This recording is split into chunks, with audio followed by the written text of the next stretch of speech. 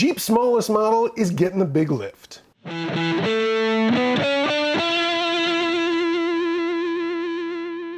Hi, I'm American Cars and Racing Executive Editor Gary Gasterloo, and this is a car report. Back in 2021, Jeep started offering an Xtreme 35-inch tire package for the four-door Wrangler. It's the first time you can get 35-inch tires from the factory and was a response to the Sasquatch package that's available on the new Bronco. It was originally offered on the Rubicon and Willys trims, but Jeep later came out with the limited edition High Tide and Beach models that had 35-inch tires, although they were more about surfing than rock crawling. Now, for the first time, it's being offered on the two-door version of the updated 2024 Wrangler. It includes 17-inch wheels with BF Goodrich KO2 tires, a 4.56-to-1 axle ratio, a 1.5-inch factory lift with special shocks, and a reinforced swing gate to handle the extra weight of the jumbo wheel and tire combo. You'll be able to order it on Willys and Rubicon trims, and according to Jeep, they'll be able to afford 34 inches of water and have a ground clearance of 12.6 inches.